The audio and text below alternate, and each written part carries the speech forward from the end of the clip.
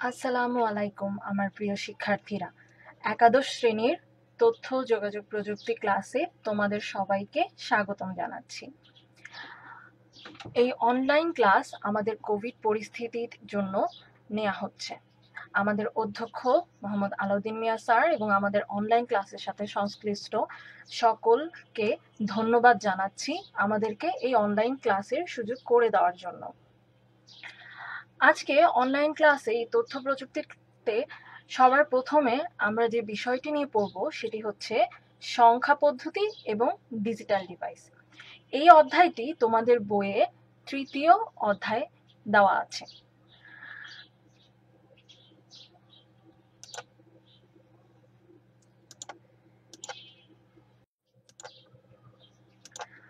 আমি জারিন তাসনিম নওশিন, প্রভাষক, তথ্য যোগাযোগ প্রযুক্তি, Tongi pilot school and girls college.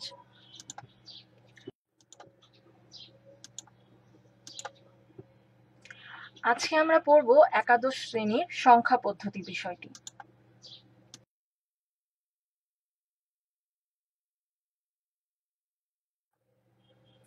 সংখ্যা পদ্ধতি। আচ্ছা, সংখ্যা পদ্ধতি বলতে কি আসে? প্রথমে নম্বর বা সংখ্যা। তাহলে এই নম্বর বা সংখ্যা বলতে আমরা কি বুঝি?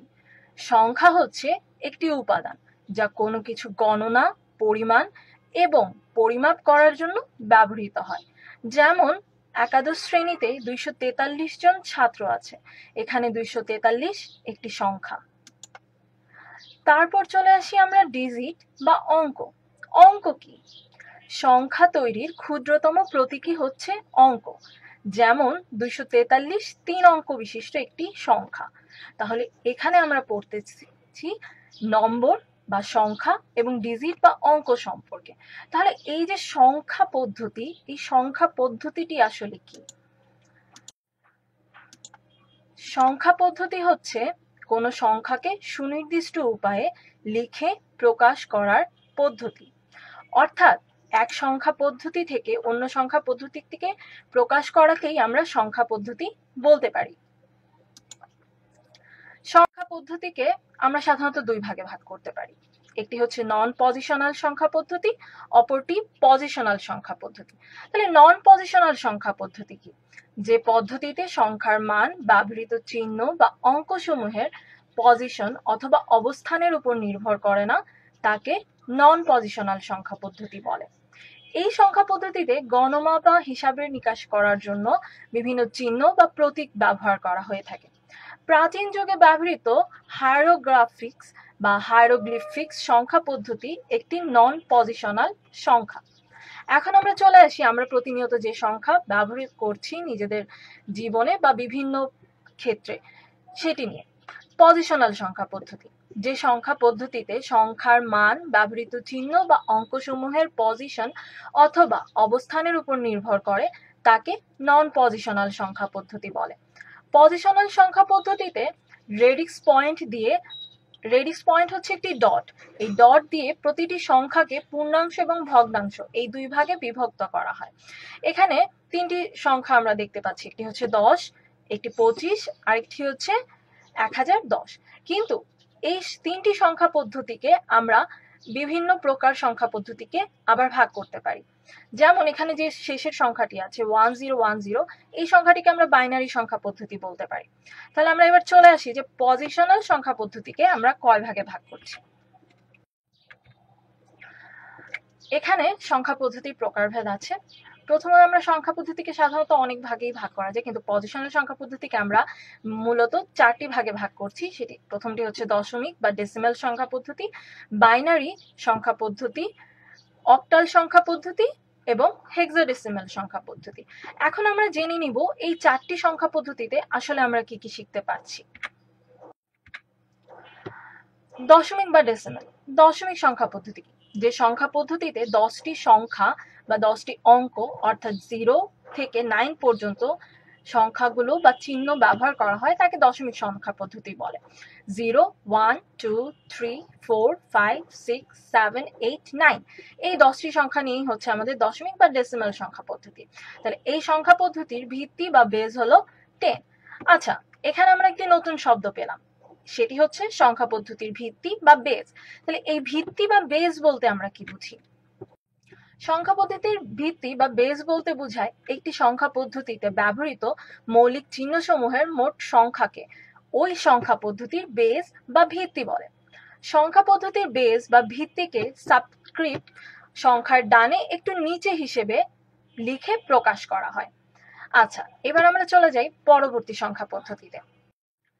পরবর্তী সংখ্যা পদ্ধতির মধ্যে আছে আমাদের বাইনারি সংখ্যা পদ্ধতি। এই সংখ্যা পদ্ধতিতে 0 এবং 1 এই দুটি অঙ্ক বা চিহ্ন ব্যবহার করা হয়। এখানে সেম একই রকম পদ্ধতিতে সংখ্যা পদ্ধতিতে যেহেতু দুটি অঙ্ক ব্যবহার করা হচ্ছে, তাই এর বেস হচ্ছে 2 এবং নিচে এর উদাহরণ দেওয়া আছে। অক্টাল সংখ্যা পদ্ধতিতে 8টি অঙ্ক বা চিহ্ন ব্যবহার করা হয়। 0, 1, 2, 3, 4, 5, 6, 7 এই 8টি সংখ্যা মিলে আমাদের বা অঙ্ক বা চিহ্ন ব্যবহার করে যে সংখ্যা পদ্ধতি তৈরি হয় সেটি হচ্ছে অক্টাল সংখ্যা পদ্ধতি। তাহলে এই 8টি সংখ্যা মিলেই এর বেস বা ভিত হচ্ছে 8, যেমন 26, 8।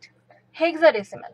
হেক্সাডেসিমাল যে সংখ্যা পদ্ধতিতে 0, 1, 2, 3, 4, 5, 6, 7, 8, 9 এবং A, B, C, D, E এই 16টি অঙ্ক বা চিহ্ন, অর্থাৎ এখানে কিছু অঙ্ক ব্যবহৃত হচ্ছে এবং কিছু চিহ্ন ব্যবহৃত হচ্ছে, মিলে যে সংখ্যা পদ্ধতি তৈরি করা হয় তাকে বলা হয় হেক্সাডেসিমাল সংখ্যা পদ্ধতি। তাহলে 0 থেকে 9 পর্যন্ত হচ্ছে কিছু অঙ্ক এবং A থেকে F পর্যন্ত হচ্ছে আমাদের ইংরেজি ক্যাপিটাল লেটার বা বড় হাতের অক্ষর। তাহলে এর ভিত হচ্ছে বা বেস হচ্ছে 16। এখন আমরা চলে আসি, এই যে আমরা বিভিন্ন রকম সংখ্যা পদ্ধতি পড়লাম, এই সংখ্যা পদ্ধতিগুলোকে একটি সংখ্যা থেকে অন্য একটি সংখ্যা পদ্ধতিতে রূপান্তরের উপায়, অর্থাৎ আমরা ডেসিমেলকে বাইনারিতে বা বাইনারি সংখ্যা পদ্ধতিকে ডেসিমেলে কিভাবে রূপান্তর করতে পারবো তাই আজকের ক্লাসে শিখব। তাহলে চলে আসছি সংখ্যা পদ্ধতির রূপান্তর। এখানে কিছু নিয়ম আছে। এখানে প্রথমে ডেসিমেল বা 4টি সংখ্যা পদ্ধতির মধ্যে যদি আমরা রূপান্তর করে দেখি, তাহলে দেখা যায় একটি সংখ্যা পদ্ধতি থেকে অপরটির মধ্যে মোট 12টি রূপান্তর পাওয়া যায়। তাহলে সংখ্যা পদ্ধতির রূপান্তরে প্রথমেই আমরা চলে আসছি দশমিক বা ডেসিমেলে। এই দশমিক সংখ্যাটিকে আমরা পরবর্তী 3টি সংখ্যা পদ্ধতিতে রূপান্তর করব। প্রথম বাইনারি, তারপর অক্টাল এবং তারপর হেক্সাডেসিমেল।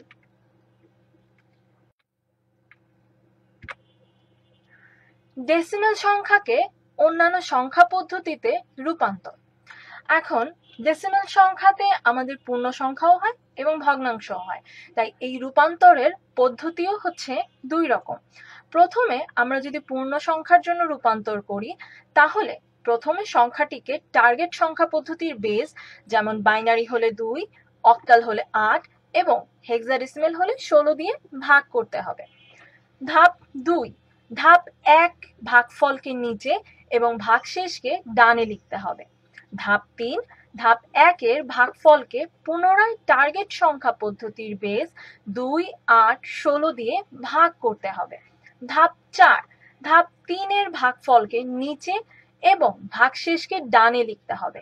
এই প্রক্রিয়া ততক্ষণ চলবে যতক্ষণ না ভাগফল শূন্য হয়। অতঃপর ভাগশেষগুলিকে নিচ থেকে উপরের দিকে পর্যায়ক্রমে সাজিয়ে লিখলে ডেসিমেল পূর্ণ সংখ্যাটির সমতুল্য অন্যান্য সংখ্যা পদ্ধতিতে মান পাওয়া যাবে। আচ্ছা, এইবার আমরা অঙ্কটি দেখে নিই। আসলে অঙ্কের ক্ষেত্রে আমরা ঠিক কিভাবে একটি সংখ্যা পদ্ধতিকে অন্য সংখ্যা পদ্ধতিতে রূপান্তর করছি।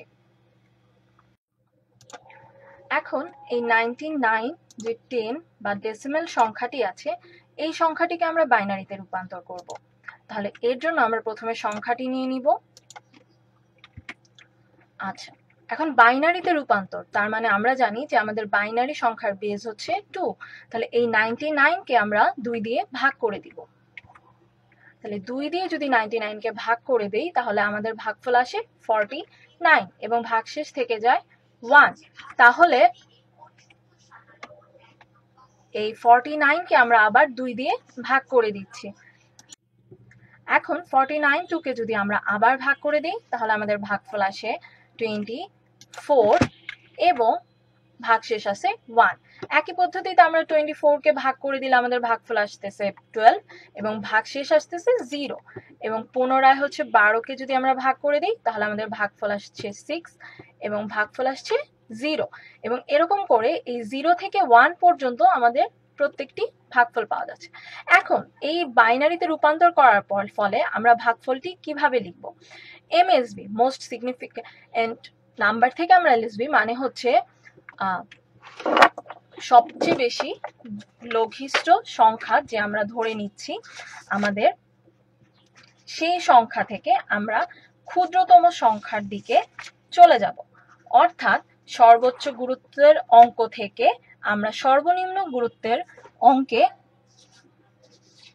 মানে নিচ থেকে ওপরের দিকে উত্তর লিখব। অর্থাৎ আমাদের উত্তরটি হবে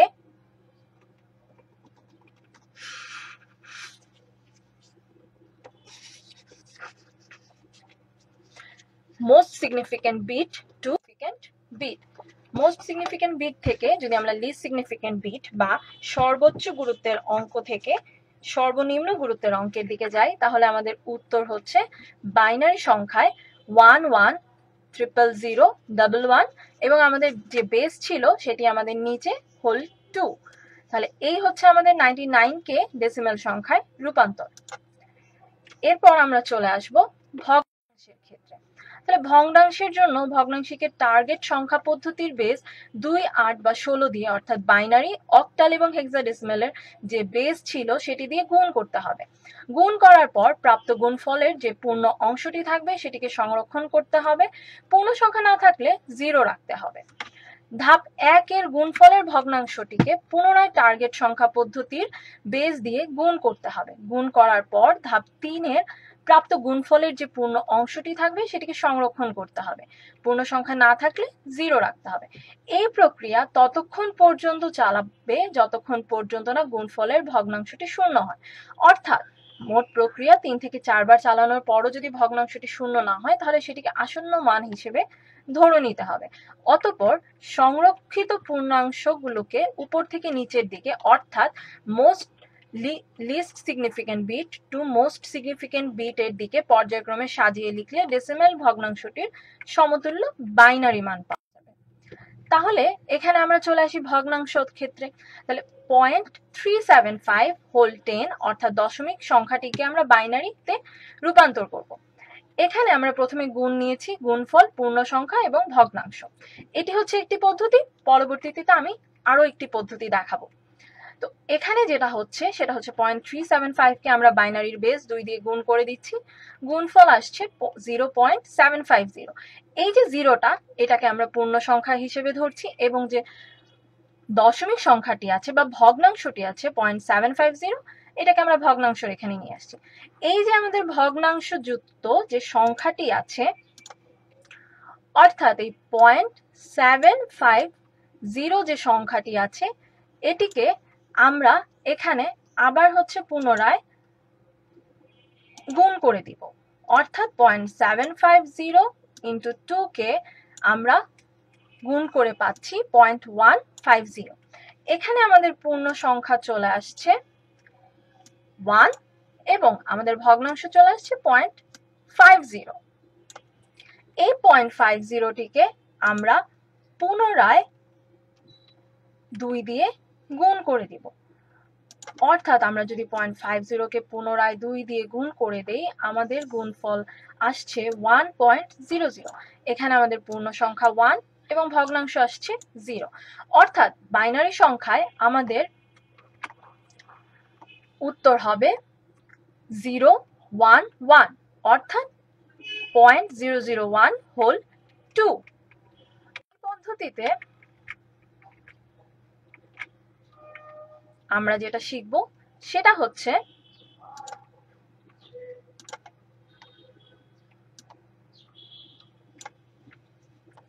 0.54 কে আমরা 2 দিয়ে গুণ করে এখানে 1.00 এবং একই রকম পদ্ধতিতে আমরা গুণ করে দিয়েছি।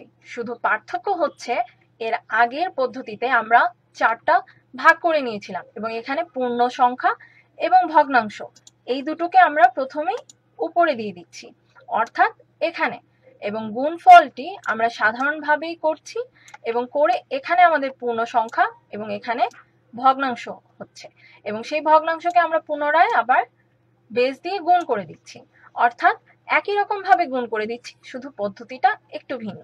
তাহলে বাইনারি সংখ্যা এখানেও আমাদের উত্তর চলে আসতেছে 0.100 হোল 2। এবার চলে আসি আমরা, আচ্ছা এখন এই ডেসিমাল সংখ্যাটিকে আমরা অক্টাল সংখ্যায় রূপান্তর করে দিব। এখানে ডেসিমাল সংখ্যা হিসেবে আমরা নিয়েছি 469 এই ডিজিটটি। এই ডিজিটটিকে আমরা যদি 8 দিয়ে ভাগ করে দেই তাহলে আমাদের ভাগফল আসছে 58। এই 58 সংখ্যাটিকে আমরা আবার 8 দিয়ে ভাগ করে দিলে আমাদের পুনরায় ভাগফল আসছে 7 এবং আমাদের ভাগশেষ এখানে আসছে 2 এবং আগে ভাগশেষ এসেছিল 5। এখন এই 7 কে আমরা যদি আবার 8 দিয়ে ভাগ করতে যাই তাহলে আমাদের ভাগের নিয়ম অনুযায়ী আমরা জানি যে বড় সংখ্যা দিয়ে ছোট সংখ্যাকে ভাগ করা যায় না, তাহলে এখানে আমাদের ভাগফল চলে আসবে 0 এবং ভাগশেষ চলে আসছে 7। এখন একই পদ্ধতিতে আমরা most significant bit to less significant বিটের দিকে যদি যাই তাহলে আমাদের অক্টাল সংখ্যায় উত্তর হবে 725 হোল 8, যা ডেসিমাল সংখ্যায় ছিল 469 হোল 10। এরপর অক্টাল সংখ্যা 0.120 এবং এখানে আমাদের অক্টাল সংখ্যার জন্য আমরা least significant bit to most significant বিটে চলে আসলে আমাদের উত্তর হবে 0.104 হোল 8। এখন আমরা চলে যাব হেক্সাডেসিমাল সংখ্যায়। ডেসিমাল টু হেক্সাডেসিমাল সংখ্যায় রূপান্তরের জন্য আমরা এখানে ডিজিট হিসেবে নিয়েছি 850, যাকে 16 দিয়ে ভাগ করে দিলে আমাদের ভাগফল আসছে 53 এবং আমাদের ভাগশেষ আসছে 2। আবার যদি আমরা ভাগ করে দিই আমাদের ভাগফল 3 এবং ভাগশেষ আসছে 5। এখন যেহেতু 3 কে 16 দিয়ে ভাগ করা যায় না তাহলে আমাদের ভাগফল চলে আসছে 0 এবং ভাগশেষ চলে আসছে 3। এখন most significant bit to least significant বিটের রুলস অনুযায়ী আমাদের হেক্সাডেসিমাল সংখ্যাটি হবে 352 হোল 16। এখন হেক্সাডেসিমাল সংখ্যার ভগ্নাংশের জন্য আমরা চলে যাব পূর্ণ সংখ্যা বা ভগ্নাংশ। এখানে হচ্ছে আমরা এই গুণ করব 95 ডিজিটটিকে 16 দিয়ে গুণ করে দিব, তাহলে 95 বা 16 দিয়ে গুণ করে দিলে আমাদের গুণফল আসছে 15.20। এই 19.1520 কে আমরা পূর্ণ সংখ্যাটিকে 15 কে পূর্ণ সংখ্যায় নিয়ে নিব এবং যে 0.20 আছে এইটিকে ভগ্নাংশ হিসেবে নিব। এই 0.20 ভগ্নাংশটিকে আমরা আবার 16 দিয়ে গুণ করে দিব, যার ফলে আমাদের গুণফল আবার আসছে 3.20। এখন হেক্সাডেসিমাল সংখ্যায় 15 কে f দিয়ে প্রকাশ করা হয়। আবার বলে নিচ্ছি, হেক্সাডেসিমাল সংখ্যা পদ্ধতিতে আমরা জানি যে 15 কে f দিয়ে প্রকাশ করা হয়। এই যে আমরা 15 কে f দিয়ে প্রকাশ করছি,